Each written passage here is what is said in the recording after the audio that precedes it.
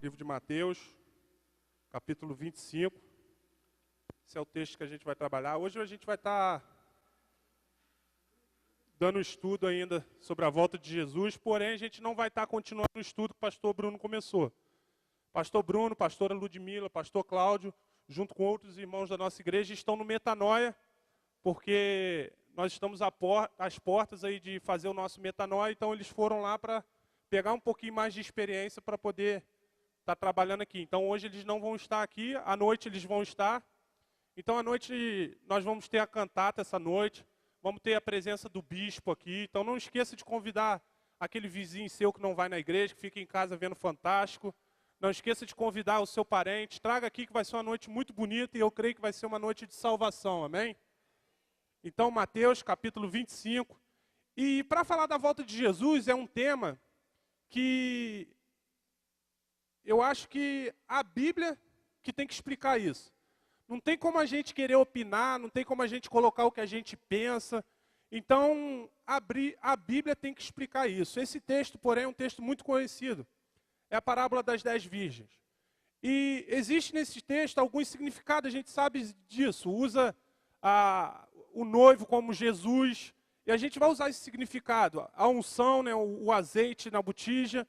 Só que a gente não vai se atrelar muito a isso, porque o que eu quero nessa manhã é tentar fazer com que a Bíblia explique cada versículo desse.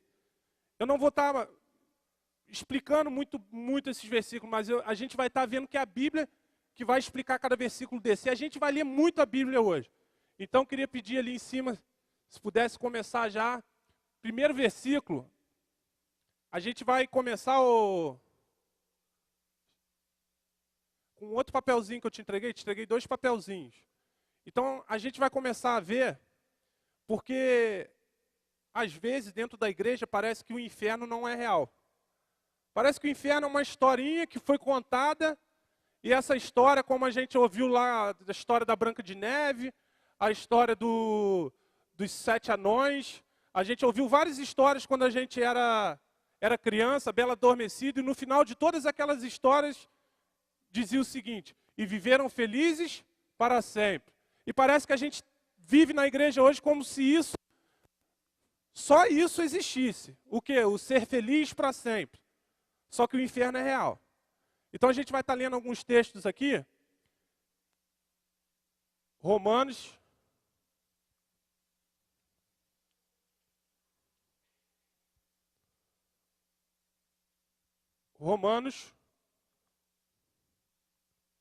Capítulo 2, versículo 6. Vocês não precisam me acompanhar aqui não, deixa para me acompanhar só na hora de ler o capítulo 25, que é o que a gente vai estar se atrelando.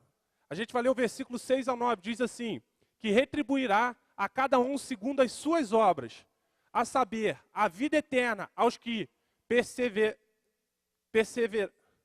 a vida eterna aos que, com perseverança em favor e bem, procuram glória e honra e incorrupção, mas ira, indignação aos que são contenciosos e desobedientes à iniquidade. Tribulação e angústia sobre a alma de todo homem que pratica o mal, primeiramente do judeu e também do grego. O que é isso? A gente está falando do julgamento de Cristo. No final, Deus vai separar aqueles que são bons, vai entrar no gozo eterno. Aqueles que são mal vão ser separados. Próximo texto. A gente vai estar lendo Mateus 22, versículo 13. Mateus 22, versículo 13. Diz assim: ordenou então o rei aos seus servos: amarrai-o de pés e mão e lançai-o nas trevas exteriores. Ali haverá choro e ranger de dentes. Então isso aí é um retrato do inferno. Quem que falou isso aí? Jesus. Esse versículo que a gente acabou de ler é Jesus explicando. Outro texto que a gente vai ler, Mateus 25, 46, diz assim: irão eles para o castigo eterno, mas os justos para a vida eterna. Quem falou isso? Jesus também, num de seu discurso. Mateus 13, 50, diz assim: e lançá-los-ão na fornalha de fogo. Ali haverá choro e ranger de dente. Quem falou isso? Jesus de novo. E a gente vai ler um último, que é Apocalipse 19, 20. E a besta foi presa, e com ela o falso profeta que fizeram diante deles os sinais que os enganou, e os que receberam o sinal da besta e os que adoravam a sua imagem. Estes dois foram lançados vivos no lago de fogo que arde com enxofre. Então por que eu quis ler isso? Eu quis ler isso para vocês verem que em todo momento na Bíblia Jesus está falando do inferno. E sabe o que é interessante? Quando Jesus falava isso para os discípulos, qual seria a reação dos discípulos? Será que eles se assustavam em ouvir isso? Mas eles já tinham ouvido isso, antes mesmo de Jesus falar. Isaías 66, 24, já dizia isso. Dizia assim, Isaías 66, 24. E sairão, e verão os cadáveres dos homens que transgrediram contra mim. Porque o seu verme nunca morrerá, nem o seu fogo se apagará, e eles serão um horror para toda a carne. Então, igreja, o que eu quero dizer para vocês nessa manhã é que o inferno é real. E às vezes a gente vai vivendo nossa vida de qualquer maneira, achando que só existe o felizes para sempre. Não, o inferno é real. E por que eu quis falar isso? Porque quando a gente trata da volta de Jesus, nós estamos tratando na separação daqueles que vão para o céu e daqueles que vão para o inferno. Isso é a volta de Jesus. Vai ser maravilhoso para nós como igreja, assim espero eu, quando Jesus voltar e a gente poder entrar no gozo com o nosso Senhor. Só que para algumas pessoas vai ser muito triste e dolorido, porque o verme não morre, o fogo não se apaga, haverá choro, ranger de dente, tristeza eternamente. Existem algumas religiões que usam a teologia, né, da aniquilação, que é a segunda morte, todos vão morrer eternamente e nunca mais vão sofrer. Até os adventistas acreditam nisso. Eu estou falando isso porque talvez vocês ouçam isso na rádio, que uma rádio que tem aqui na nossa cidade é adventista, mas isso não é real. A palavra de Deus não nos ensina isso. Esses textos que nós acabamos de ler, quem disse foi Jesus. E ali haverá choro e ranger de dente eternamente. Isso quem disse foi Jesus. Então a gente precisa ter essa consciência que o inferno existe. E que o dia da volta de Jesus é um dia maravilhoso para a igreja do Senhor. Mas também é o dia que lá em Mateus, Jesus explicando uma da sua parábola, diz que no meio da igreja há trigo e também tem o joio.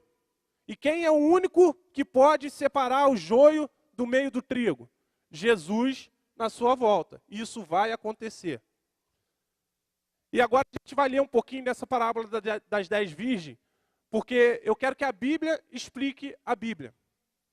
Eu quero que a gente entenda, à luz da Bíblia, o significado dessa parábola.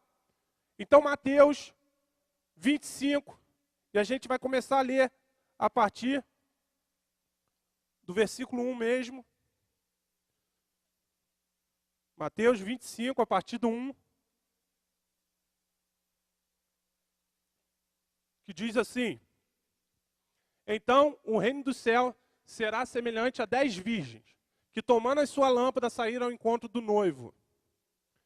5 delas eram insensatas e 5 prudentes. Ora, as insensatas, tomando as lâmpadas, não levaram consigo azeite. As prudentes, porém, levaram azeite em suas vasilhas, juntamente com as lâmpadas. E tardando o noivo, cochilaram, todas e dormiram. Mas à meia-noite ouviu-se um grito: eis o noivo, saíram ao encontro. Então todas aquelas virgens se levantaram e prepararam as suas lâmpadas. E as insensatas disseram às prudentes: dai-nos do vosso azeite, porque a nossa lâmpada está se apagando. Mas as prudentes responderam: não, pois de certo não chegaria para nós e para vós, e diante aos que vendem e comprai-o para vós. E, tendo elas ido comprá-lo, chegou o noivo, e eis que estavam preparadas, as que estavam preparadas entraram com ele para as bodas, e fechou-se a porta. Depois vieram também as outras virgens, e disseram: Senhor, Senhor, abre-nos a porta. Ele, porém, respondeu: em verdade vos digo, não vos conheço. Vigiai, pois, porque não sabeis nem o dia e nem a hora. Amém? Então vamos lá. Esse texto é um texto muito conhecido E é um texto que trata, reflete, o que vai ser a volta de Jesus. A gente começou a ler e logo no versículo 2, a Bíblia vai nos dizer que tinham ali 10 virgens. 5 virgens prudentes e 5 virgens que não eram prudentes. Agora, o que é interessante para a gente analisar esse texto por completo, a gente precisa entender. Todas as 10 virgens estavam aonde? Esperando a volta do noivo. O que nós estamos fazendo na igreja? Esperando a volta do noivo. Então a gente precisa entender isso. Então esse texto é um texto que é para a igreja. Esse texto não adianta eu ir para uma cruzada evangelística e querer pregar sobre as 10 virgens. Esse texto é um texto que foi escrito para a igreja do Senhor, para nós. Por quê? Porque está falando de prudência e imprudência. 5 eram prudentes e 5 eram imprudentes. Mas o que é ser prudente na casa de Deus? E o que é ser imprudente na casa de Deus? Vamos tentar refletir um pouco em cima disso. Prudente é aquela pessoa que vem para a igreja, aceita Jesus, levanta sua mão. E quando ela levanta a mão e aceita Jesus, ela começa a ouvir a palavra, ela começa a ser discipulada pela palavra, ela começa a ter entendimento da palavra, e aquilo que ela fazia, ela começa a mudar a sua vida. É uma pessoa que às vezes roubava, é uma pessoa que às vezes se prostituía, é uma pessoa às vezes que fazia fofoca de todo mundo para todo mundo, era uma pessoa que era conhecida como uma caloteira, mas quando ela entrou na igreja, ela começou a mudar a sua vida. Essa é a pessoa prudente. A pessoa imprudente é aquela pessoa que entrou na igreja, levantou a mão para Jesus, ouviu a palavra, está sendo discipulada, mas não muda. É aquela pessoa que está até hoje na igreja, 5, 10, 15 anos, fazendo fofoca. É aquela pessoa que está até hoje na igreja, 5, 10, 20 anos, dando calote em todo mundo. É aquela pessoa que está dentro da igreja, que trata mal as pessoas, aquela pessoa que não consegue mudar a sua vida, aquela pessoa que não muda a sua postura. Por quê? Porque ela vive na igreja como se fosse viver feliz para sempre. É uma pessoa que a Bíblia chama com a mente cauterizada. Por que a mente dela foi cauterizada? Porque os conceitos que ela tinha, aquilo que ela acreditava, aquilo que foi ensinado para ela, ela achou aquilo tão forte, que ela coloca essas coisas acima do conhecimento da palavra de Deus. E aí a mente fica cauterizada. Por quê? Porque a palavra de Deus, quando entra em choque com aquilo que ela aprendeu prevalece, aquilo que o pai ensinou, aquilo que a vida ensinou, aquilo que outras pessoas ensinaram, mas não aquilo que a Bíblia ensina. E essa pessoa é uma pessoa imprudente. A pessoa prudente é um marido que quando casou, ele era muito grosso, mas ele durante o casamento foi melhorando e mudou o jeito de tratar a mulher. A pessoa imprudente é aquele marido que casou grosso, continua grosso e diz que vai morrer grosso. A mulher prudente é aquela mulher que a Bíblia chama de mulher sábia, a mulher que edifica a casa. A mulher imprudente é aquela mulher que não está nem aí para limpar a casa, não está nem aí para o marido, não está nem aí para os filhos. Aquele que é prudente, quando ouve sobre o dízimo, sobre a oferta, ele dá ouvido àquilo que a palavra de Deus diz e cumpre. Aquele que é imprudente, quando ouve essas coisas, coloca os conceitos que tem e não cumpre. Aquele casal de namorado que é prudente, dona Zélia, que ela está falando de Jesus ali, dona Zélia, é aquele casal de namorado, quando está na igreja, aceita Jesus, eles têm um relacionamento íntegro, eles não se relacionam antes do casamento. Aquele casal de namorado imprudente é aquele casal que mesmo na casa de Deus, ouvindo que é pecado, continua se relacionando com o seu namorado antes do casamento. Existe uma diferença entre os prudentes e os não prudentes. E aí quando a gente fala de azeite, que as 5 prudentes levaram consigo o azeite em reserva, quando a gente aplica isso na casa de Deus, dentro desse contexto, é muito fácil. Por quê? Porque esse azeite é unção. A unção só é dada para aqueles que se santificam e buscam a Deus. A unção só é dada para aqueles que são prudentes, aqueles que mudam a sua conduta de vida. Aqueles que eram de um jeito, mas hoje são de outra forma. Agora, aqueles que eram de um jeito e continuam da mesma forma, vai acabar o azeite em qualquer momento. Sabe por quê? Porque a gente não sabe nem o dia, nem a hora que o noivo vai voltar. A gente não sabe qual vai ser o momento, e pode ser que o momento que ele volte, o teu azeite já esteja acabado. Talvez você está aqui hoje, mas o teu azeite já acabou. E aí quando esse azeite acaba, sabe o que acontece? Ah, hoje eu não vou na igreja não, que eu estou cansado. Não, hoje eu não vou ler a Bíblia não, que eu estou cansado. Aí tu pega a Bíblia para ler, tu dorme, tu não consegue mais orar, tu não ora para se alimentar, tu não ora quando acorda, tu não ora quando dorme. Sabe por quê? Porque teu azeite já acabou, a unção já acabou. Mas por que a unção acabou? Por causa da tua imprudência. Porque a vida diante de Deus, ela é para ser vivida com prudência. Mateus, capítulo 13. Do 47 a 49, olha o que ele diz sobre as imprudentes. Igualmente, o reino do céu é semelhante a uma rede lançada ao mar, que espalhou toda espécie de peixes. E quando cheia, puxaram para a praia, sentando-se, puseram os bons em cesto e os ruins, porém, lançaram fora. Assim será o fim do mundo. Sairão os anjos e separarão o mal dentre os justos. O texto está dizendo que Deus, quando os anjos vierem, vão separar de dentro da igreja aqueles que são prudentes e aqueles que não são prudentes.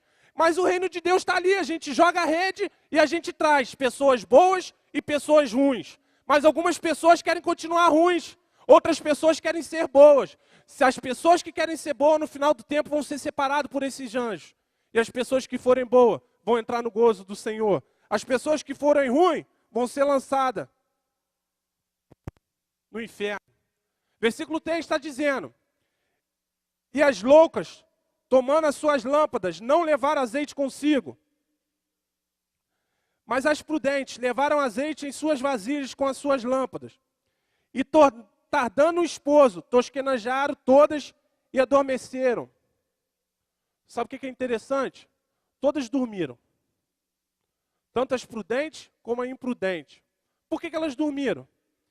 Porque o noivo está demorando a voltar. Porque o noivo está demorando a vir. E às vezes a gente dorme. E às vezes a gente cochila. Só que isso é um perigo.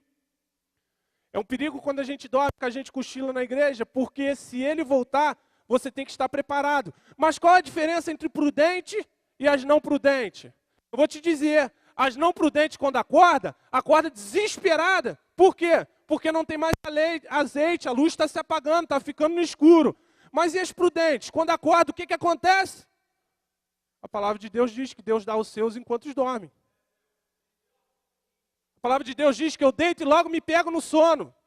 Por que isso? Porque minha mente está em Deus, meu coração está em Deus. Então eu posso dormir a hora que for, porque quando ele voltar eu vou estar preparado. O problema é quando eu não sou prudente, eu durmo. Aí ele volta, eu não estou preparado. Aí o que elas fizeram? Ficaram desesperados e foram fazer o quê? Comprar azeite. Meia-noite. Mercado 24 horas. Existe algum hoje? O desespero faz qualquer coisa na hora do desespero. E aí no versículo 5 diz que tardando o esposo, tosquenejaram todas e adormeceram. A gente vai ler 1 Tessalonicenses, capítulo 5, versículo 6. 1 Tessalonicenses, capítulo 5, versículo 6.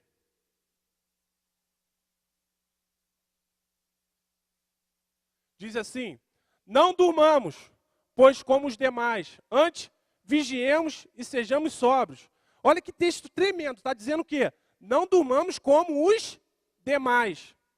Ou seja, nós podemos dormir, mas nós não podemos dormir como as imprudentes. A gente dorme, mas também vigia. Não é assim que tem que ser a nossa vida como cristão? Nós podemos dormir, mas nós vamos dormir vigiando. E a gente imprudente não dorme vigiando. Versículo 16 continua dizendo assim: mas à meia-noite ouviu-se um clamor. Aí vem o esposo, sai-lhe ao encontro. À meia-noite ouviu-se o clamor. A trombeta tocou. Eis que Jesus está voltando. E aí todo mundo acorda. Não tem jeito, a palavra de Deus diz que todo olho verá, toda língua confessará que Jesus Cristo é o Rei dos Reis e o Senhor dos Senhores. Então não tem, todo mundo vai ver. Todo mundo vai ouvir ele vindo. Não sei como, mas todos nós vamos ver.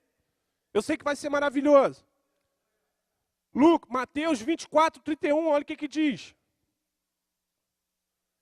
E ele enviará os seus anjos com grande clamor de trombeta. Ou seja, o que está dizendo aqui? Clamor. Mas à meia-noite ouviu-se um clamor, aí vem o esposo. É como se os anjos tivessem vindo na frente e tivessem gritado assim, olha só, aí vem o esposo. Vamos continuar a leitura.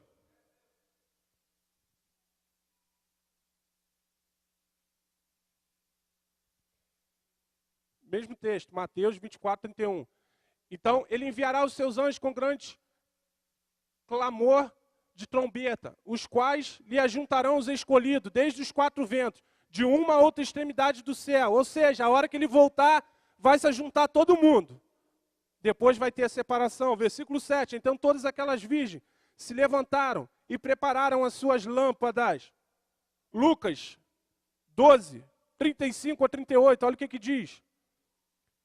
Estejam cingidos os vossos lombos e acesas as vossas candeias, e sede semelhantes aos homens que esperam o seu Senhor, quando houver de voltar das bodas, para que, quando vier e bater, logo possam abrir-lhe.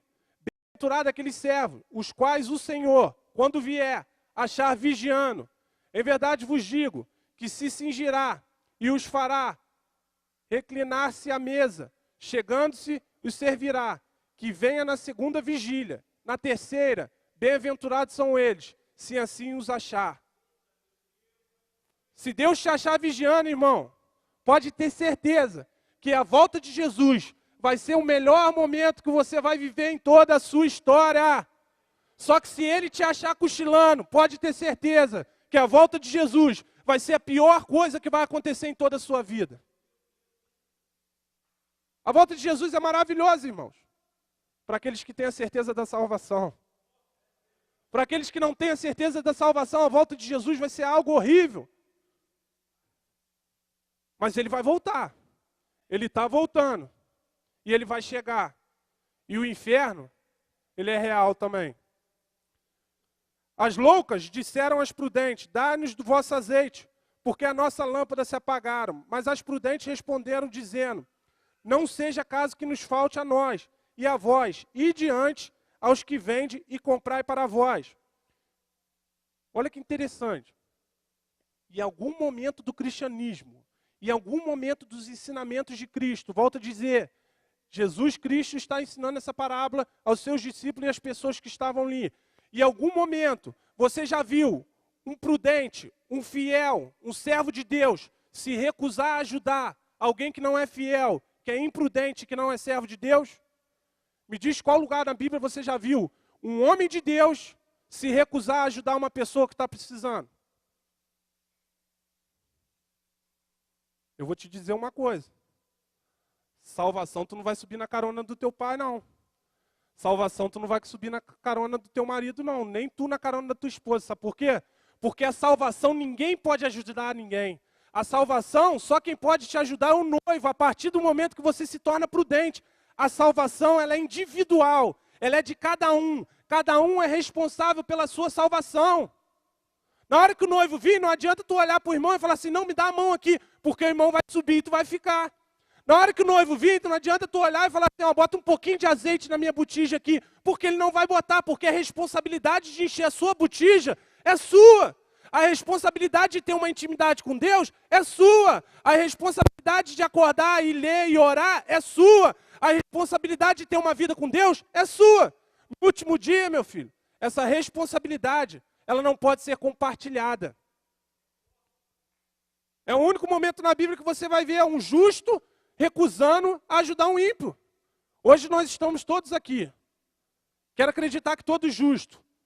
E nós queremos ajudar aqueles que estão lá fora, mas no último dia não tem mais jeito. Quando Jesus voltar, irmão, se prepara. Porque se tua botija estiver cheia, tu vai subir. Agora, se estiver vazia, tu vai descer. Não sou eu que estou falando isso não, é a palavra de Deus. 10. E tendo elas ido comprar, chegou o esposo, e que estavam preparadas, entraram com ela para bodas e fechou-se a porta. Olha que interessante. Elas, em dado momento, perceberam que sua botija estava vazia, que a sua lâmpada estava se apagando.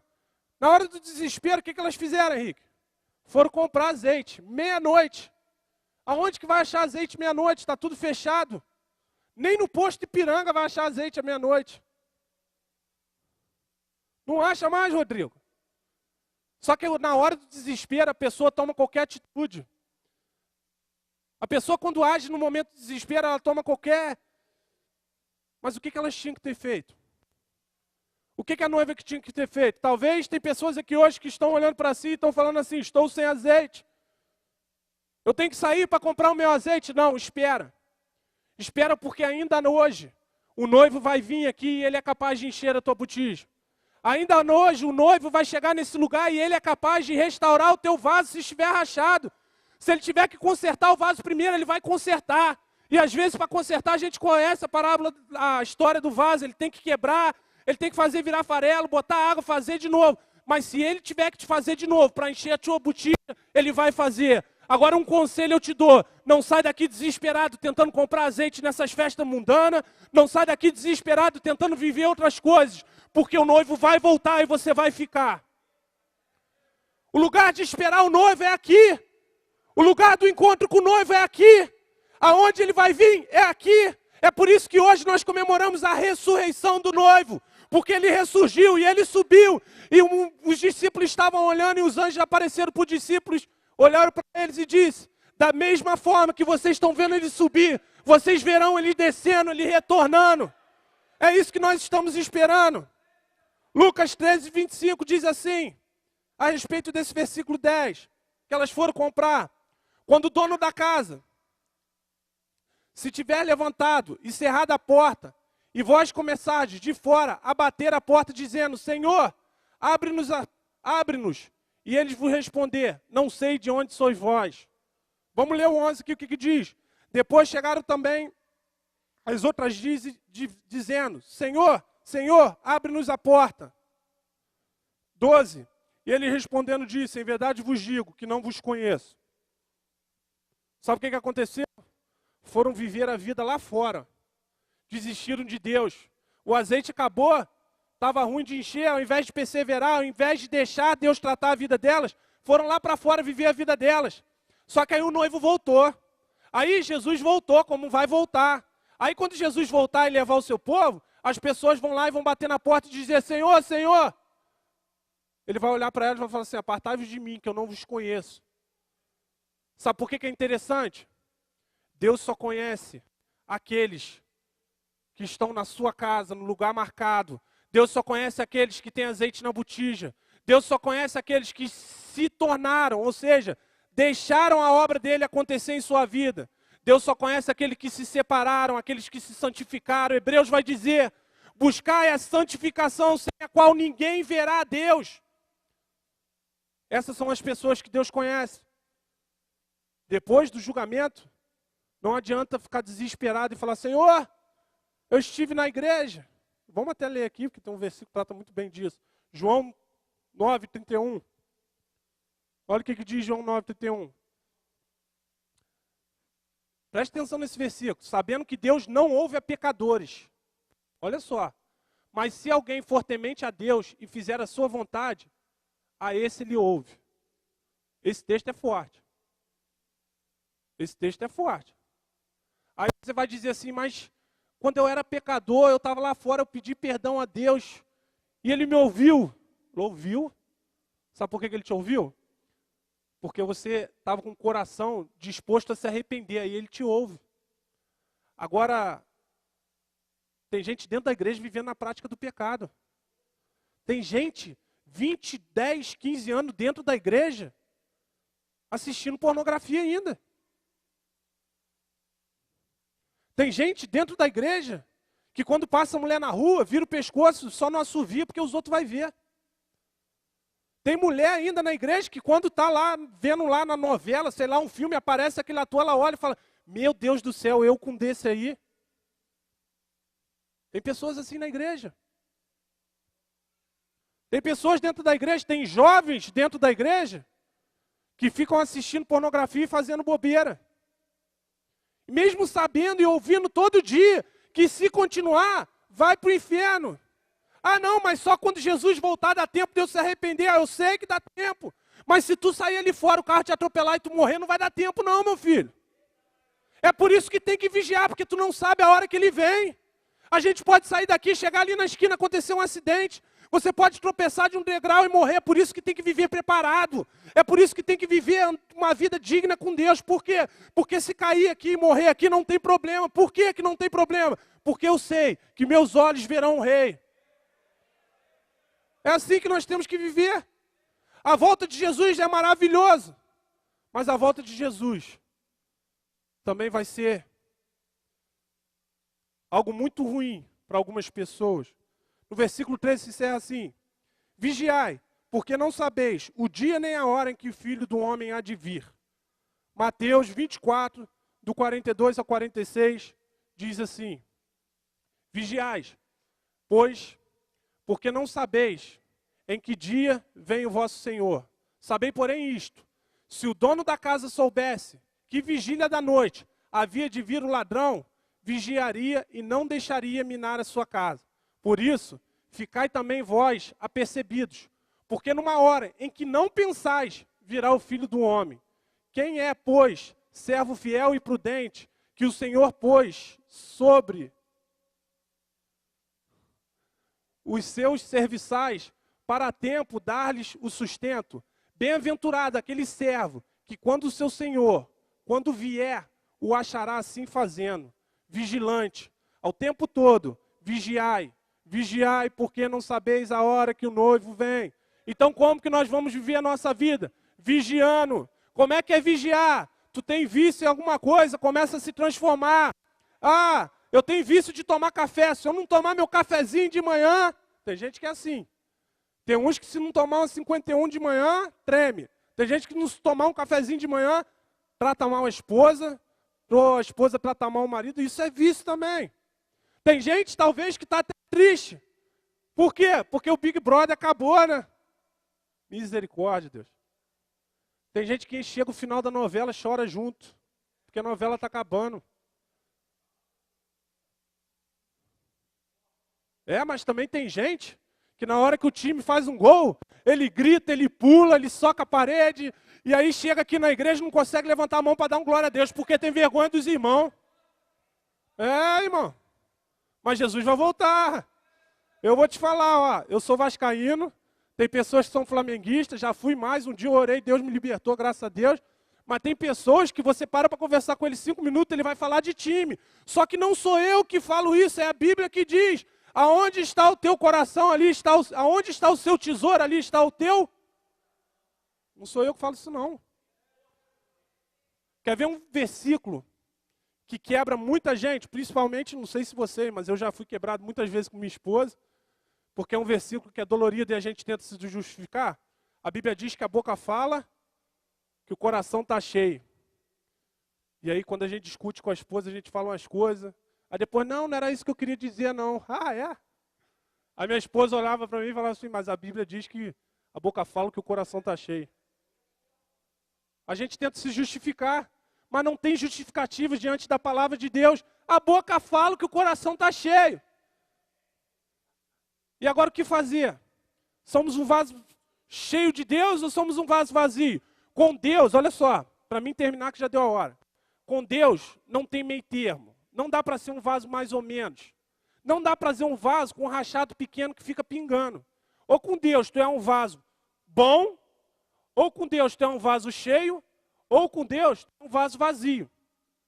Tem gente que vai olhar esse copo assim, vai falar assim, está mais vazio. Outros talvez vão dizer, está mais cheio. Mas Deus vai dizer assim, não está vazio nem cheio. Eu preciso disso cheio. Então a vida com Deus é basicamente isso para a gente encerrar. Ou você aceita Jesus, ou você não aceita Jesus. Ou você decide servir a Jesus, ou você decide não servir a Jesus.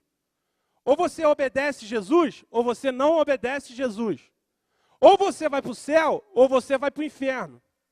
Ou você é, ou você não é. Ou é sim, ou é não. A palavra de Deus não dá para ficar em cima do muro. Não dá para dizer que, não, eu sou eclético. Com Deus não tem isso, não é ou não é, cara. Ou é dele ou não é dele. Então a vida com Deus é mais ou menos isso. Mas o que eu preciso fazer para voltar para Deus? O que eu preciso fazer para me consertar? E aí, para a gente encerrar, eu só vou ler, não vou nem falar nada. Zacarias 1:3. Diz assim, Zacarias 1:3. Portanto, diz-lhes, assim diz o Senhor dos Exércitos, tornai vós para mim, diz o Senhor dos Exércitos, e eu me tornarei para vós, diz o Senhor dos Exércitos. Então, a hora que nós voltarmos para Deus, Deus vai se voltar para a gente. E aí tudo vai se resolver. Te garanto uma coisa, se tua botija está cheia, eu quero te dizer uma coisa nessa noite. Começa a orar para aqueles que estão com a botija vazia. E se tua botija está vazia, eu quero te dizer uma coisa nessa manhã.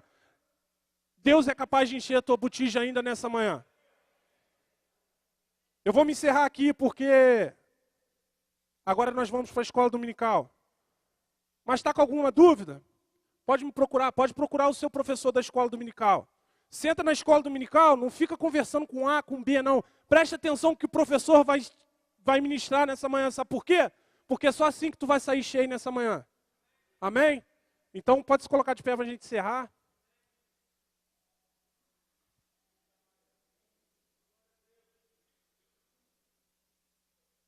Só olha para o teu irmão aí rapidinho e fala com ele assim, ó, o inferno existe, é real. E fala com ele assim, nós não vamos para lá, hein? Por favor, hein? Em nome de Jesus. Deus, em nome de Jesus, nessa manhã nós queremos te agradecer pela tua palavra, Deus, porque a tua palavra, ela é maravilhosa, Deus, porque tudo que tu narrou, tudo que tu disse, tu mesmo explicou, Deus, tu mesmo nos deixou, Deus, versículos para nos mostrar, nos apontar o caminho certo a ser seguido. Pai, que em nome de Jesus, que nessa manhã nós possamos sair daqui, Senhor, com os nossos vasos perfeitos e cheios, Deus, para glorificar o teu nome. E que mais à noite nós possamos voltar, Senhor, debaixo da tua graça, da tua proteção. E ao nós entrarmos nesse lugar, Deus, ao nós colocarmos o pé nesse lugar, Deus, as nossas botijas possam se encher de uma forma tão grande, Deus, aonde as pessoas que vão estar ao nosso lado vai respingar o azeite nela e ela vai falar em língua, vai entrar em mistério, vai pular, vai gritar, vai cantar. Porque hoje à noite nós vamos fazer desse lugar, Deus, um lugar, Deus, de adoração, uma atmosfera de adoração ao teu nome. Porque de uma coisa nós sabemos nessa manhã, o Senhor está vivo! Glória a Deus! Amém e amém. Deus abençoe.